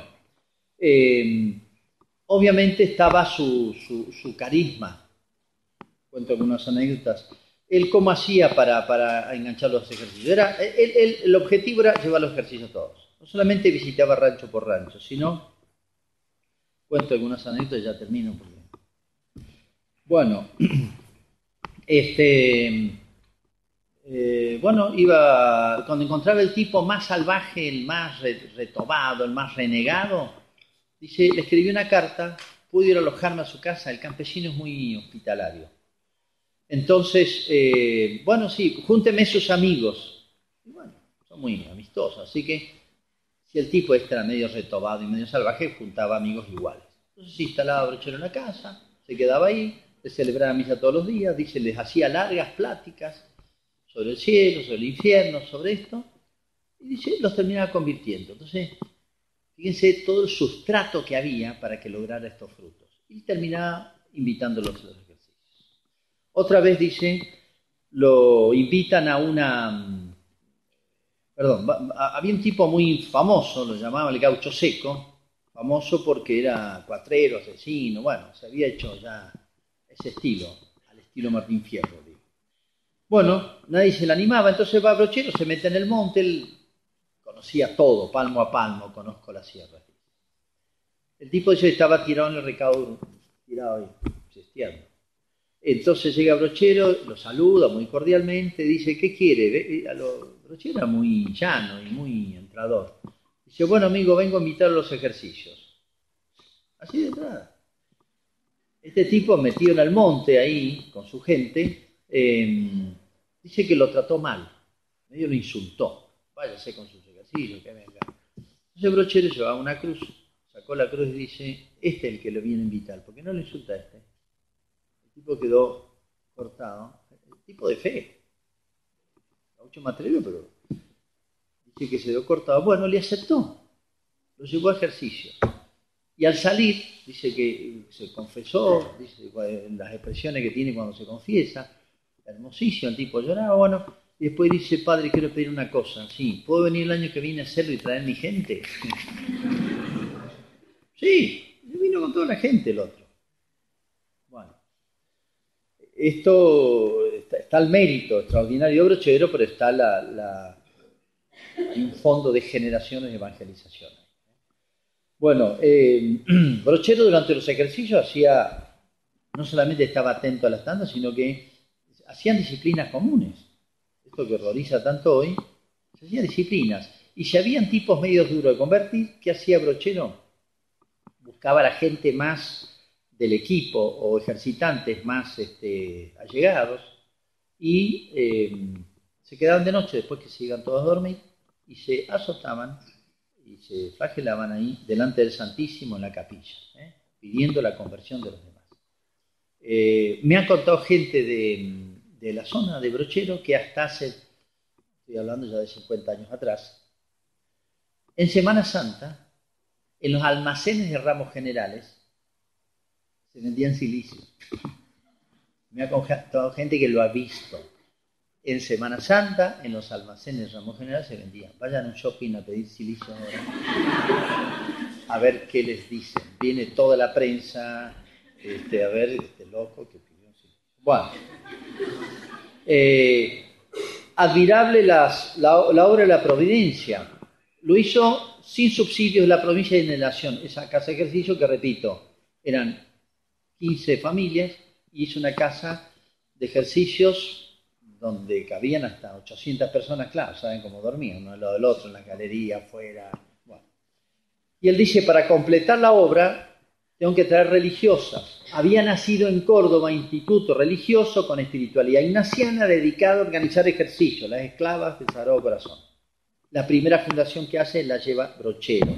Él era muy amigo del fundador, el Monseñor Luque, y el padre que les dio la espiritualidad, un padre Bustamante, jesuita, un gran misionero, que va a escribir la primera reseña biográfica de Brochero. Bueno, trae las hermanas, y él dice, para transformar la familia y llegar a las familias que están lejos, y hacer un colegio de niñas. ¿Por qué? Porque la mujer es la que pesa más en el hogar. Entonces, para asegurar consolidar la evangelización, quiero evangelizar las familias. ¿Cómo hago? Un colegio internado. Y trae a las hermanas y les arma un colegio que todavía funciona. Fíjense la obra arquitectónica, Brochero, un criollito bruto. No, tiene una visión política extraordinaria en hacer la casa. Traer las monjas para organizar esto. Las monjas a su vez le atendían no solamente los retiros, sino colegio de chicas de la zona e internada para las más lejanas. Después dice, bueno, para consolidar mi obra necesito sacerdotes que aseguren las tandas y atiendan a las hermanas. Entonces hizo una casa para traer sacerdotes jesuitas que no pudieron venir, se les frustró la venida de los padres. Pero el proyecto ahí cerraba. Díganme si este hombre no tiene una visión arquitectónica, política, de proyección genial. Un hombre que tenía todas las facetas, ¿no? Y uno ve la contabilidad, el orden con que se hizo toda esta construcción es admirable. Bueno, un hombre, una confianza en la providencia extraordinaria, porque él tenía 80 obreros, la mitad eran voluntarios, les daba casi comida. Entonces, y salía, hacía giras apostólicas, y pedía para la casa de ejercicio y pedía en especie. Regáleme una vaquita, una ternera, una ovejita, una chiva, una mula, todo recogía todo y se los traía arriando. Bueno, una vez lo llama para un enfermo y tenía que buscar y carnear un animal y no llegaba a las 10 de la mañana, había que ir urgente para el almuerzo y para la cena, tenía 60 tipos trabajando. Le llamaron por un enfermo y dice, bueno, le encomiendo a Dios, chao, se va a atender el enfermo, horas, era andar a ver mula. Vuelve y pregunta, ¿qué comieron? Porque él tenía que conseguirle al animal y todo, y carnearlo y todo. Dice, mira, apenas usted se fue, llegó un hombre diciendo que traiga una ternera, el padre Brochero para la obra de él, así que traje una ternera, la carneamos. ¿Y quién fue? Mira, acá hay gente del pago y nadie lo conoce. Bueno, tiene muchos casos de eso así, de confianza en la providencia extraordinaria. Él iba al frente de todo, él acarreaba ladrillos, iba a modo de ejemplo. Bueno, su celo apostólico. Lo que preocupaba siempre a él por encima de todo no eran las construcciones. Él hizo muchas obras. ¿Se han visto el dique ahí que hay? ¿Se llama el dique La Viña? Lo proyectó Brochero. los caminos, él trajo el banco, él trajo el correo, él trajo una línea de transportes eran de carro, diligencia, escuelas, o sea, todo el desarrollo, toda su faceta de desarrollo de la zona es casi todo obra de Brochero. Lo único que le falló era la obra más grande que él quería, y como no era económicamente redituable, nunca le prometieron, habló con el presidente de la República 2 veces, se fue a Buenos Aires, se presupuestó y todo, y nunca se hizo el famoso ferrocarril Soto Dolores, que uniera de punta a punta verticalmente la ciudad de Villa Dolores con Villa de Soto. Los dos tenían ferrocarril. Y él quería unir así y unía todo tras la sierra. Era clave para el desarrollo y para facilitar las comunicaciones. Como no era económicamente redituable, lo charlaron.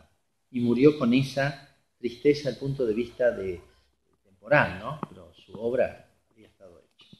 Bueno, digo su celo apostólico, cuento 2 casos. Estaba visitando la parroquia vecina, avisan de un enfermo y el cura discute, no te corresponde a vos porque está de este lado del río el rancho, no, te dice, no, te toca a vos porque esa parte, no sé qué, el rancho no está de este lado sino del otro lado, la viejita, discutiendo a quién le tocaba.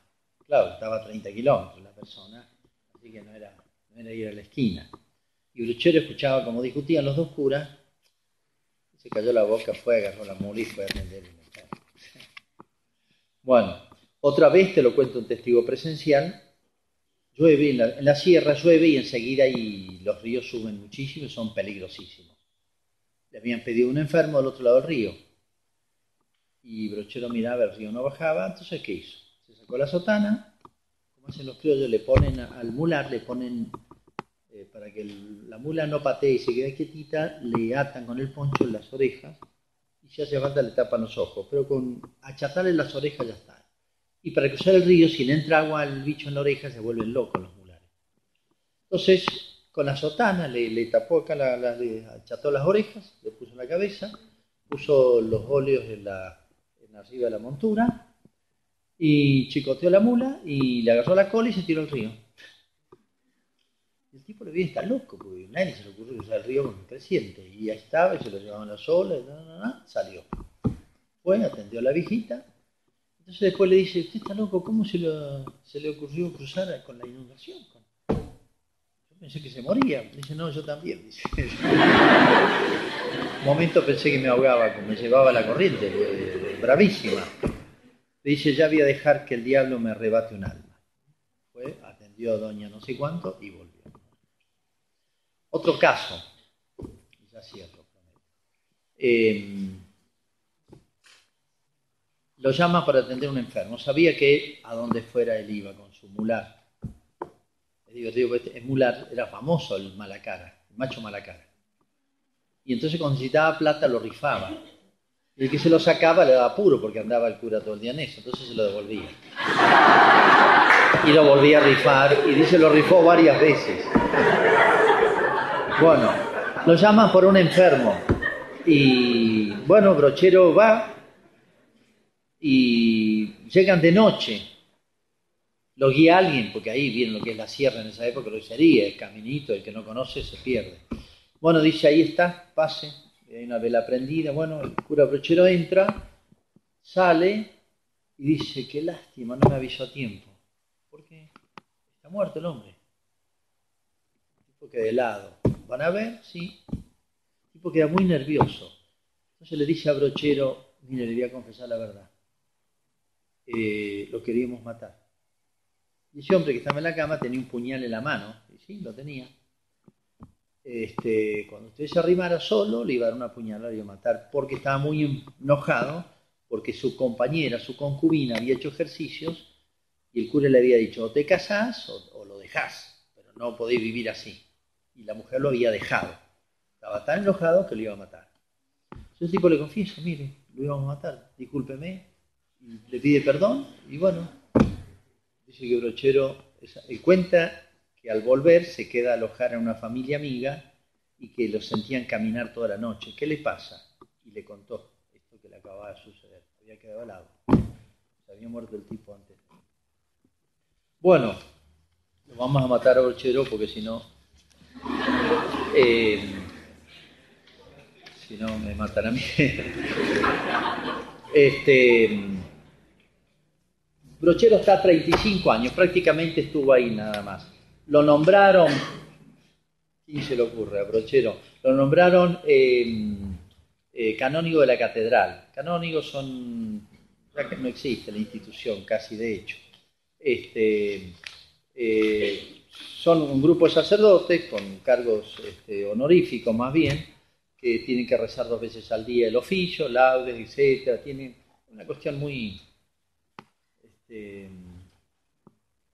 así formal, muy no era para Brochero era para andar por todos lados, no meterlo ahí. Entonces, bueno, hasta 2 años, pero aprovecho, es capellán de la cárcel, misión a Tucumán, es toda una faceta que se conoce poco. Bueno, pero dice el tipo, no se halla ahí, no se halla. Entonces, renuncia y le da, porque para rezar se ponen los canónigos una especie de museta, como una capita roja, se visten de una manera muy especial, y en la catedral rezan el oficio. Bueno, entonces dice, mire, renuncia y dice, este apero no es para mi mula ni tampoco este corral. Así que le devuelve todos los ornamentos al obispo y le dice, no, déjeme volver a mí. Bueno, 35 años estuvo en Tras la Sierra haciendo su obra, con esta pequeña intermitencia de 2 años y pico en la catedral.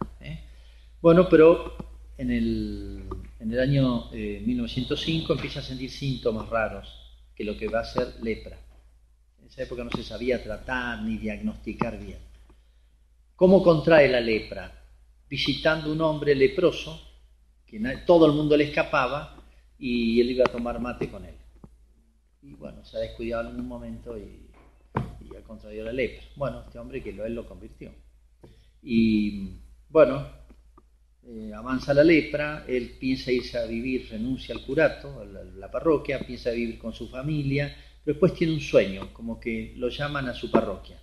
Él quiere a morir para ofrecer su último sacrificio por la conversión de las almas en su parroquia. Todo lo que no pudo hacer en vida quiere completarlo con su ofrenda de su última enfermedad. Y vaya, tiene una hermana que vive en el tránsito, en donde está la casa de ejercicios, ¿no? Actual cura Brochero, ¿no? Va a vivir la casa. Yo alcancé a conocer viejita a la persona que le llevaba la comida a él. Tenía 14 años. Yo la conocí como de 90. Y le tenían terror a la lepra. Entonces le dejaban la comida, comía, dejaba los platos ahí, lo llevaban todo agarrado con un repasador, hervían todo. Y el pobre Brochero, que era tan sociable y todo, dice, todos me escapan. Hasta las monjas que había en la congregación le escapaban a Brochero por el temor al contagio, y hasta de mi propia familia me escapan. Estoy leproso y nadie me... Bueno, así que por atender a ese hombre, va a contraer la lepra que lo va a llevar a la muerte. Al final,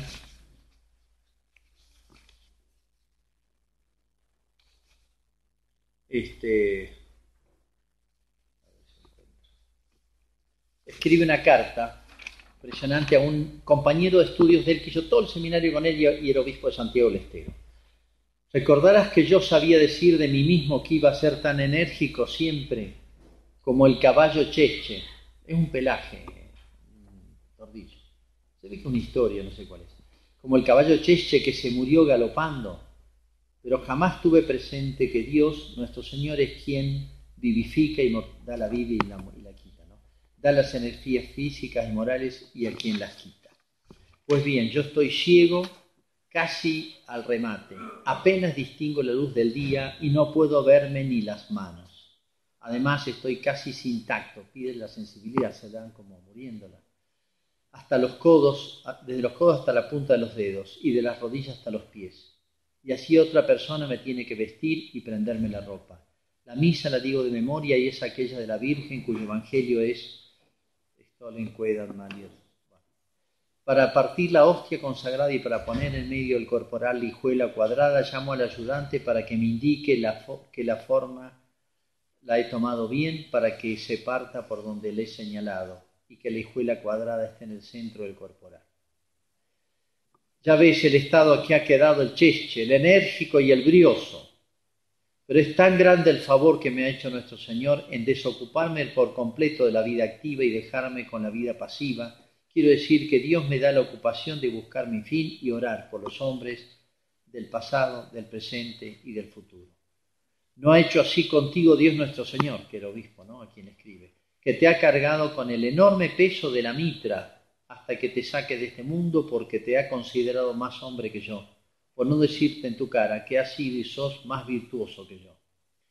Me ha movido a escribirte tal cual esta carta, porque 3 veces he soñado que he estado en funciones religiosas junto contigo y porque también cumpliremos pronto 47 años en que nos eligió Dios para príncipes de su corte, de lo cual le doy siempre gracias a Dios y no dejo ni dejaré aquellas cortitas oraciones que he hecho a Dios a fin de que nos veamos juntos en el grupo de los apóstoles en la metrópoli celestial.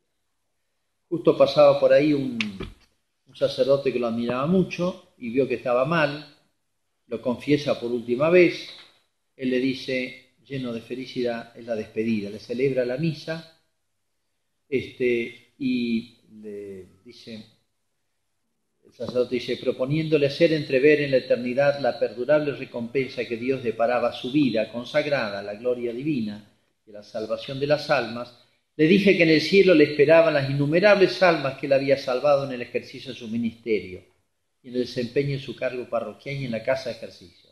Y él contestó con acento firme, sí, los papeles están rotos. Le pregunté si se refería a que Cristo con su muerte había roto el papel que el diablo tenía contra nosotros.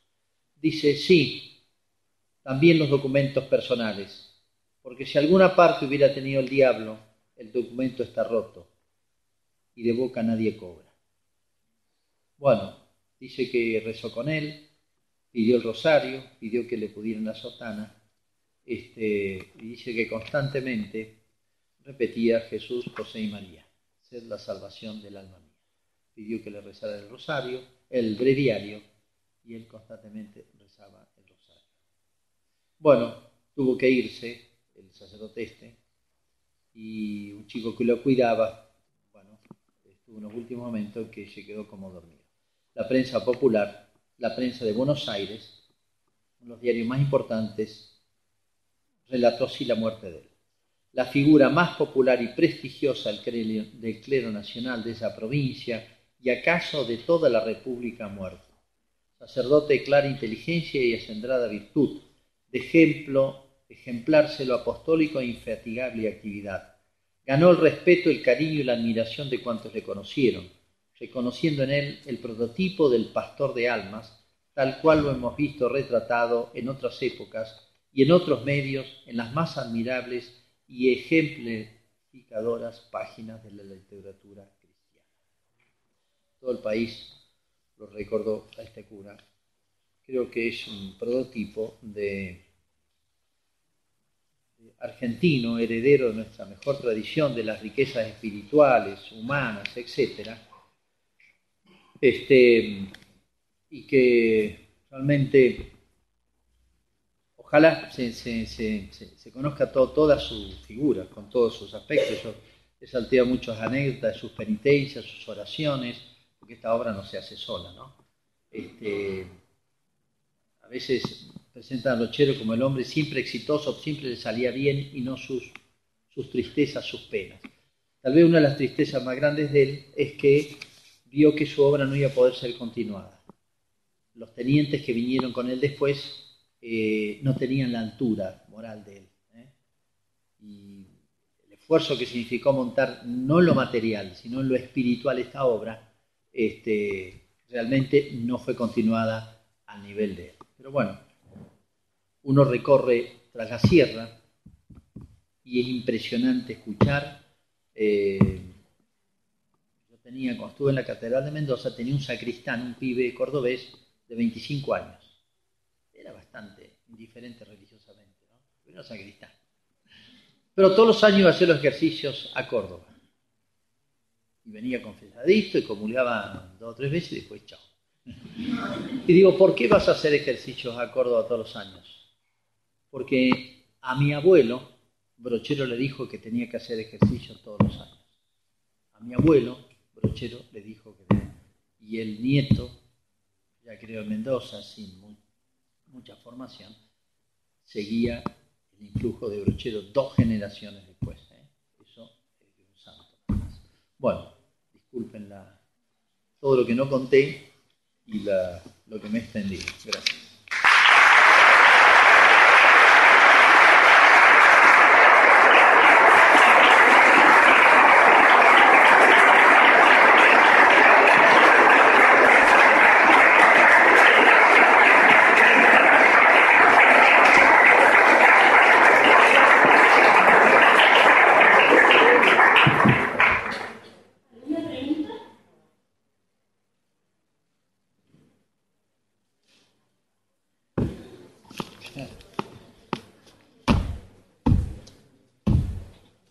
Bueno.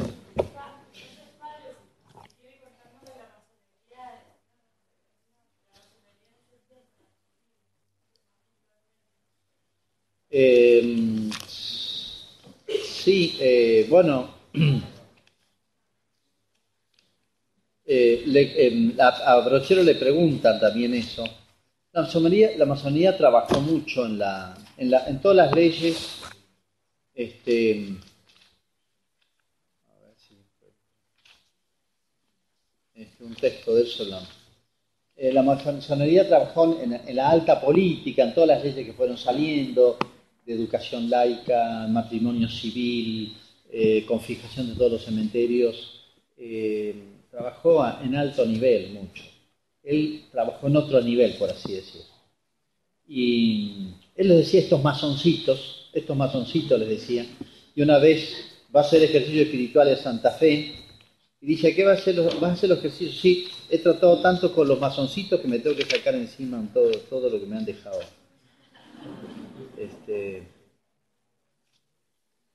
Bueno, fíjense, él era amigo de gente que después se hizo masona, como Juárez Selma, fue medio compañero de él.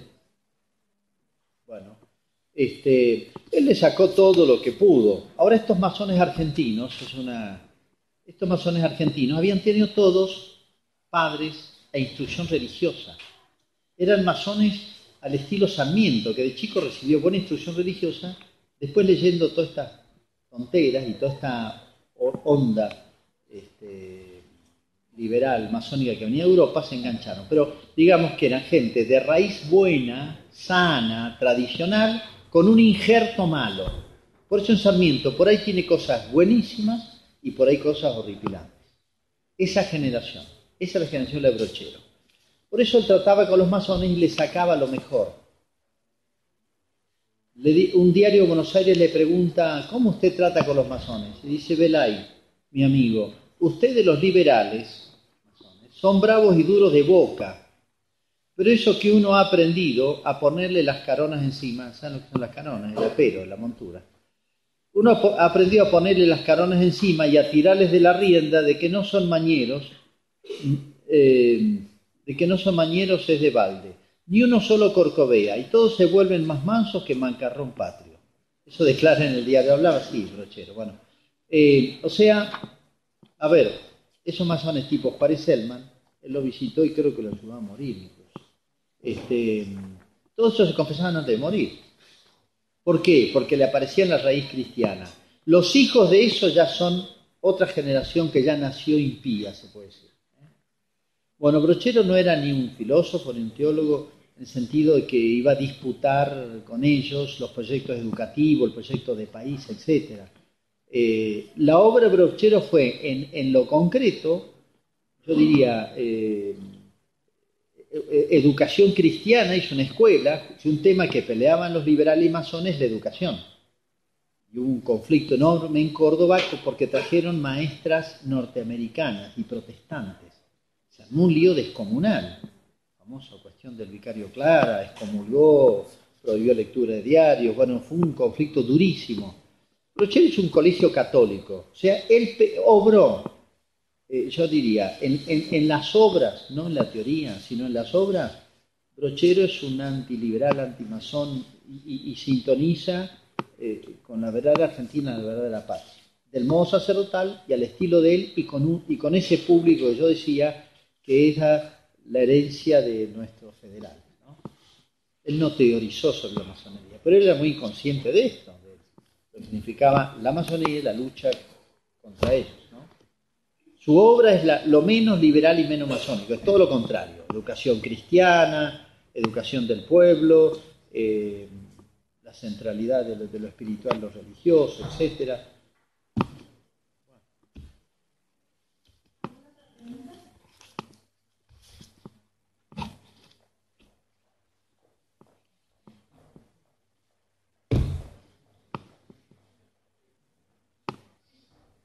Hola, pues, buen día. La pregunta mía tiene un poco dos partes. No sé si, primero, he leído en una novela una referencia que me pareciera en la cura brochero de Hugo Boss. Primero, bueno, quería saber si tenía conocimiento de eso y si me parecía cierta. Sí, lo toma Hugo Boss, toma la figura, no lo nombra como brochero, pero... Filemón Rochero, saca la vez. Bueno, entonces, confirmado eso, saber un poco cómo eran las homilías de él. Hugo Boss la cuenta como en un lenguaje muy crudo para pensar, para los otros. Sí, una cosa que le elogiaban y le destacaban era, él sabía, el mundo en que le tocó ejercer sacerdocio era el mundo donde él había creado y era de su estirpe. Por eso le sabía hablar tan bien. Sí, todos le elogian el estilo de brochero. Por ejemplo, decían, bueno, llegó un ejemplo, llegó un curita nuevo, no le tengan miedo para confesarse. Así que vamos, ahí está, vayan todos a confesarse. Los mandaba así, les tenía lo que decían los antiguos, parresía, tenía esa libertad de espíritu para hablar con el presidente de la República o con un gaucho, con un pecador o con un... Bueno, eso dice, no tengan miedo, vamos todos a confesarse con el curita nuevo, que es mansito como el tordillo de Don Jiménez, que se le pueden subir por los garrones. El cura es mansito como el tordillo de Don Jiménez, que se ve que es un caballo mansito que tenían ahí. ¿Vieron cómo suben los chicos por los garrones? Bueno, y no lo patean, digamos, eso. Bueno, usaba una cantidad de esas metáforas, formas, dice, qué sé yo, Dios es como los piojos, que está con todos, pero especialmente con los pobres. Qué sé yo, la gracia de Dios, dice, es como el guano de cabra. Vieron que las cabras se suben a los hornos de ladrillo de pan que son abovedados, así. A las cabras les encanta subirse ahí. Bueno, y dice, es como el guano de cabra, dice, la gracia de Dios. Cae y se desparrama por todo el alma.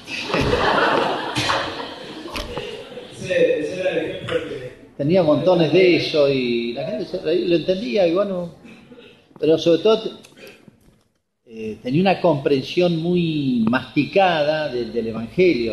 Era lo que quería San Ignacio para los jesuitas, un contemplativo en la acción, un hombre activísimo, pero un sentido sobrenatural que sus obras, su actividad realmente agotadora, porque andar esas distancias, no la alejaba de la oración, del sentido verdadero de la fe, de la contemplación. Por eso, el que conoce y ha masticado muy bien las cosas de Dios es el que sabe decirlas. Aristóteles decía que el sabio no es solamente el que conoce por los primeros principios, sino el que sabe explicarlo, el que sabe transmitirlo. Vieron que los chicos cuando van a leer el examen dicen, yo sé lo que me pregunta, pero no sé decirlo. ¿Vieron? Sé, pero no sé decirlo. No lo sabés del todo. Cuando una cosa la sabés, requete sabés transmitirla. Cuando las cosas de Dios las tenéis asimiladas, masticadas, hechas carne, sabés transmitirlas. Eso era. Entonces, más allá de la metáfora criolla, picaresca, graciosa, ocurrente, hay un fondo de un alma contemplativa que le habló y logró conversión. Ahí se nota. No logró ser rey brochero. No logró ser famoso en la prensa. convirtió, transformó. Y 3, 5 generaciones después está vivo el espíritu de Brochero. Eso es de un santo.